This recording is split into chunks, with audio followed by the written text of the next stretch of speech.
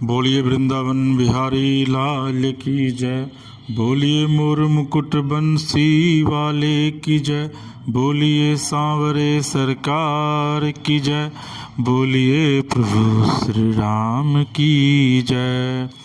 भक्तजनों, जो ये कहानी मैं आपको बता रहा हूँ, इस कहानी को सुन करके आप न सिर्फ अचंभित हो जाएंगे बल्कि प्रभु के प्रति आपका प्रेम और ज़्यादा बढ़ जाएगा। दरअसल में ये कहानी महाराष्ट्र की है। महाराष्ट्र के गांव में ब्राह्मण रहते थे। उनके घर में केवल 4 लोग थे।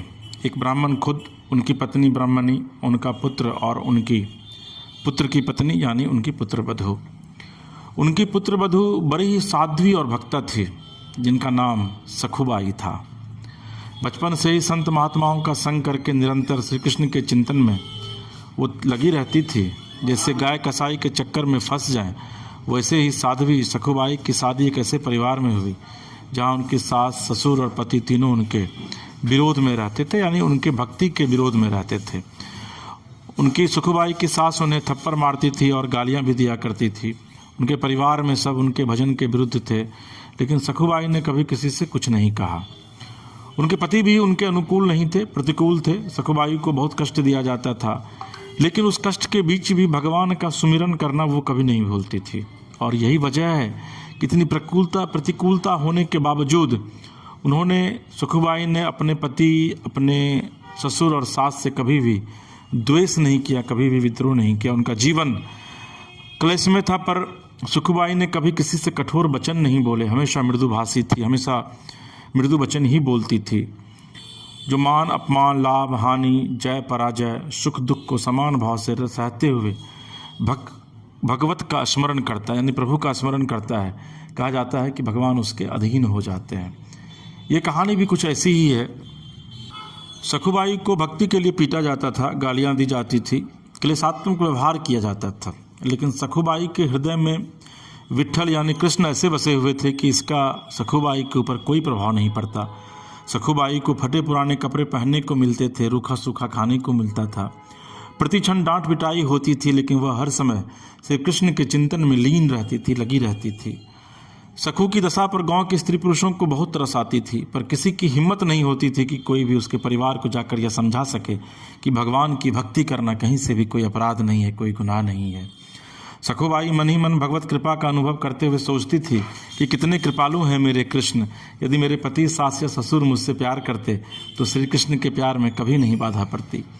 एक दिन किसी परुषन ने सखुबाई से पूछा, तू इतना दुख भोगती है, तेरे मायके में कोई नहीं है, कोई खबर लेने कभी नहीं आता, न कोई तुम्हारा सहयोग करता है। सखु ने मुस्कुराया और कहा, जानती हो मेरा मायका कहाँ है? पंढरपुर में। और मेरे मायके वाले कौन है?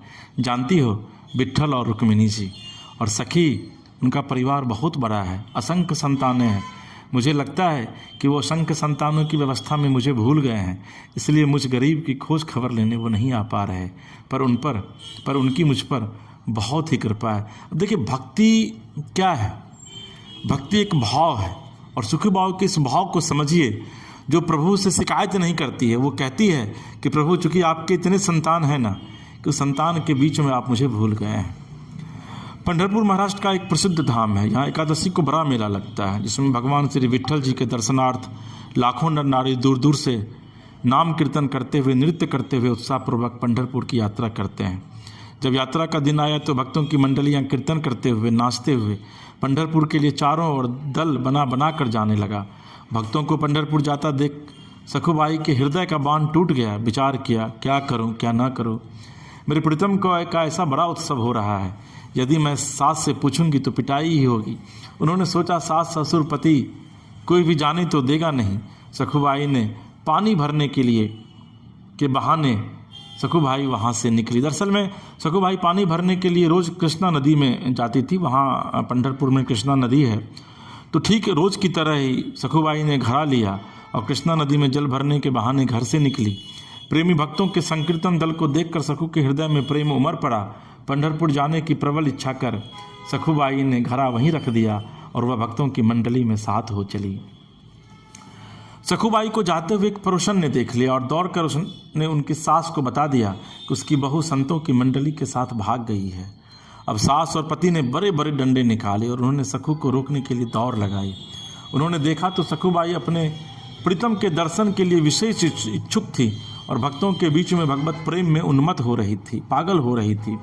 उनकी सास ने सखूबाई के बाल पकड़े, घसीट कर उन्हें बाहर लाई और डंडे से मारना शुरू कर दिया। घर ले जाकर तीनों ने, सास ससुर और पति ने, जमकर सखूबाई की पिटाई की। सखूबाई सिर्फ हा विट्ठल, हा विट्ठल, हा कृष्ण, हा गोविंद कहती रही। उनकी सास ने कहा, यह तो मामूली मार है, इससे ये मानने वाली नहीं है। ऐसा पीटो कि ये चलने के लायक न रहे, वरना ये फिर भाग जाएगी और पंढरपुर की यात्रा करेगी। अभी 2 सप्ताह है पंढरपुर की यात्रा में, इसको जकड़ करके खंबे में बांध दो और 2 सप्ताह तक न रोटी न पानी, और रोज़ इसकी पिटाई करो, तब ये मानेगी। सास की आज्ञा पर सखूबाई को उनके पति और ससुर ने बांध दिया, उनकी जमकर पिटाई की और उन्हें भोजन देना बंद कर दिया। कहते हैं कि अगर आप बहुत दुखित हैं, बहुत दुख में हैं, तो भक्ति की पराकाष्ठा आपके भीतर वह होनी चाहिए कि प्रभु खुद आपके लिए दौड़ लगा दें। और देखिए ऐसा ही हुआ भी। सखूबाई को के हृदय में इस बात का दुख नहीं था कि उसे बांध दिया गया था, उसे मारा गया, उसे गाली दी गई। उनके हृदय में बस एक ही पीड़ा थी कि हे श्री कृष्ण, हे हरि, आपके भक्तों के बीच में मुझे कितना सुख मिला। पहली बार जीवन में भक्त मंडली में मुझे नाचने को मिला। मैं आपके दर्शन के लिए जा रही थी। मेरी सामर्थ्य नहीं कि मैं इस जन्म में इस नरक से निकल सकूं। हे करुणा निधान, क्या ऐसा नहीं हो सकता कि मैं इस जन्म में आपके दर्शन कर पाऊं? क्या मैं आपके मंदिर में आकर आपके भक्तों के बीच में नाच नहीं सकती? सखूबाई आंसू बहाते हुए कह रही थी कि हे कृष्ण, ऐसा कुछ उपाय कीजिए कि मैं आपका दर्शन कर सकूं। मैं बहुत पतित हूँ, दीन हूँ, अधम हूँ। मेरी सामर्थ्य नहीं है कि मैं आप तक आ सकूं। हे प्रभु, आप कृपा करो। बहुत सुंदर अवसर मिला है, भक्तों की मंडलियां जा रही हैं, आपके दर्शन करने के लिए बार बार अवसर नहीं आएगा। हे नाथ, आप कृपा करोगे तभी दर्शन हो सकती है। मेरा सामर्थ्य नहीं है कि मैं इस बंधन से, इस चंगुल से खुद को छुड़ा सकूं, खुद को मुक्त कर सकूं। सखूबाई श्री हरि का आंतरिक चिंतन कर रही थी। जब भक्त तकलीफ में हो तो हरि को चैन कैसे पड़ सकता है। रुक्मणी जी ने देखा तो प्रभु के चेहरे पर उदासी और बड़ी चिंता थी। उन्होंने ठाकुर जी को पूछा कि नाथ, आप चिंता में कैसे? लगता है कोई भक्त कष्ट में है। भगवान ने कहा, हाँ, एक ऐसी भक्त है जिसको बहुत पीटा जा रहा है, दुख दिया जा रहा है। वो मुझसे मिलने के लिए आतुर है, पर उसको बांध दिया गया है। आपको थोड़े दिनों के लिए हमसे विरह सहना पड़ेगा, क्योंकि हमें कुछ दिन भक्त के साथ रहना पड़ेगा, गुजारना पड़ेगा, और तब जा कर के ही भक्त की बात बनेगी। रुक्मिणी जी से ऐसा कहते ही प्रभु तत्काल सखूबाई के समीप गए। सखूबाई को न भोजन दिया जा रहा है, ऊपर से गालियां दी जा रही है और पिटाई तो रोज की जा रही है। सखूबाई बंधी हुई है, उसके आंखों से अश्रु की धारा बह रही है, लेकिन फिर भी वो प्रभु के ध्यान में मग्न है। प्रभु ने एक बहुत सुंदर नवयुवती का रूप धारण किया और बोले, सखूबाई, मैंने सुना है तुम पंढरपुर जाना चाहती हो, चलोगी मेरे साथ पंढरपुर? सखूबाई ने आंखें खोली और कहा, सखी, मुझे पापिनी के भाग्य में ऐसा कहाँ कि मैं भक्त मंडली के साथ पंढरपुर जाऊं। तुम देख तो रही हो मेरी दशा। स्त्री रूपी ठाकुर जी ने कहा, बाई, तुम जानती नहीं हो, मैं तुम्हें बहुत समय से जानती हूँ। तुम मेरी बहुत प्रिय सखी हो, उदास मत हो। मैं जिसकी सखी होती हूँ उसको मैं कभी उदास नहीं देख सकती। मैं तुम्हारी रस्सी खोल देती हूँ और तुम भागो और जाओ मंडली के साथ। सखूबाई ने कहा, मेरी सास फिर पकड़ लेगी। प्रभु कहते हैं, नहीं, तुम इसकी चिंता मत करो। ठाकुरबाई ने सखूबाई को निकाला और स्वयं सखूबाई का रूप धारण करके रस्सी में बंध गए।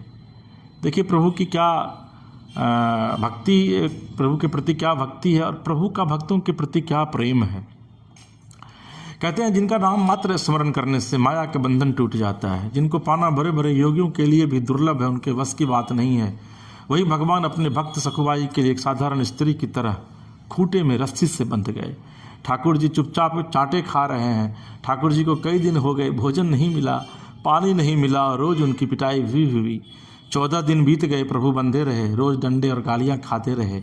उनके पति को उन पर दया आई तो उन्होंने सखूबाई के रूप में जो ठाकुर जी बंधे थे उनको खोल दिया। पति की आज्ञा के अनुसार सखूभाई रूपी श्री कृष्ण श्री भगवान ने स्नान किया, सुंदर रसोई बनाई और सबको खिलाया। भोजन पाने के बाद तीनों के हृदय में बहुत प्यार उमड़ा। सखू रूपी भगवान ने अपनी सेवा और सुंदर व्यवहार से पति, सास और ससुर तीनों के स्वभाव को बदल दिया। अब तीनों सखुबाई स्वरूप श्री भगवान से बहुत प्यार करने लगे।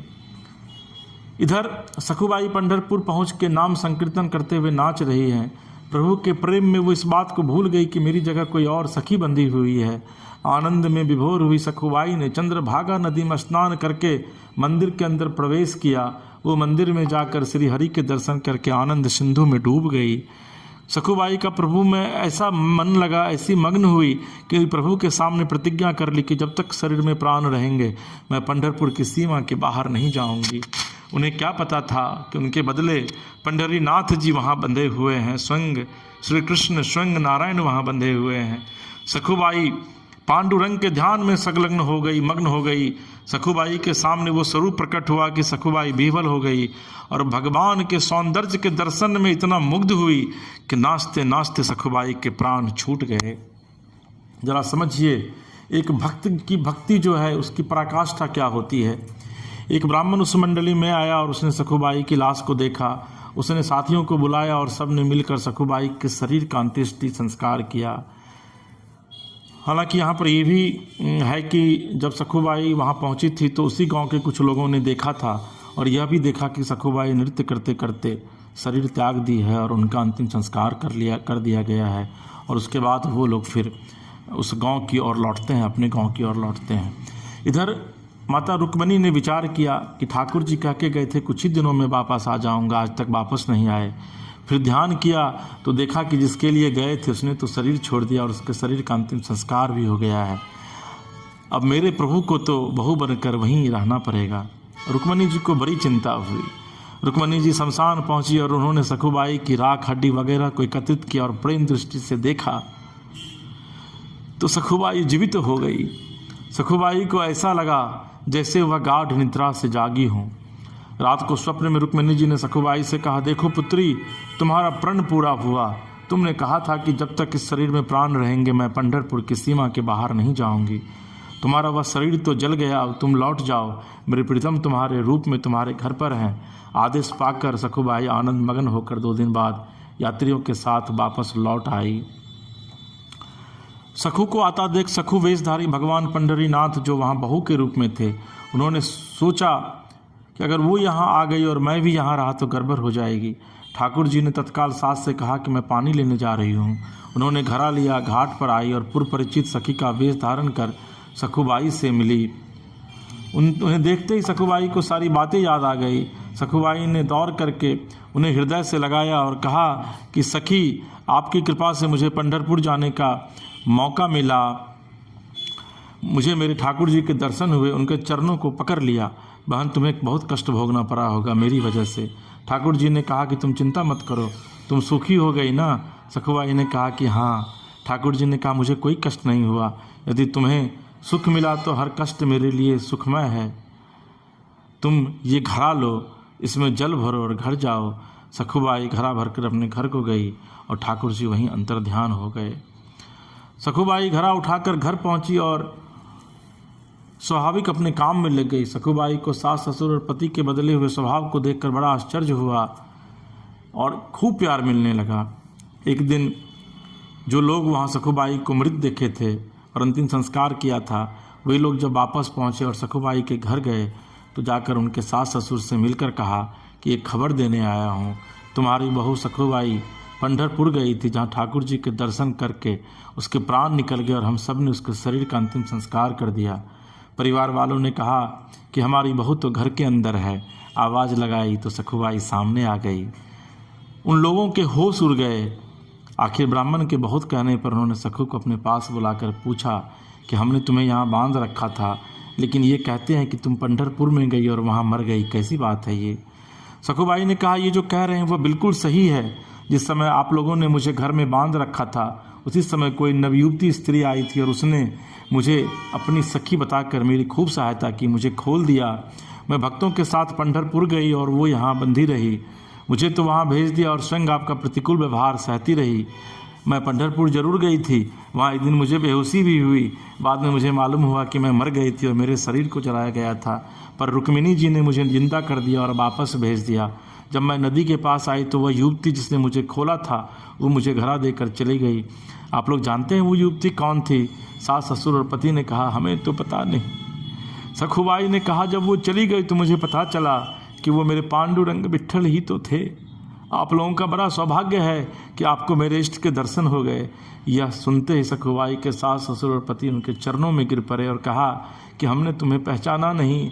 हमारे घर में ऐसी परम भक्त, परम साध्वी रहती है जिसके अधीन श्री भगवान है। हमने तुम्हें बहुत सताया, हम पर कृपा करो। संत सखुबाई ने सास, ससुर और पति को भक्ति का उपदेश दिया। तीनों भजन परायण होकर सखुबाई की कृपा से भगवत धाम को प्राप्त हुए।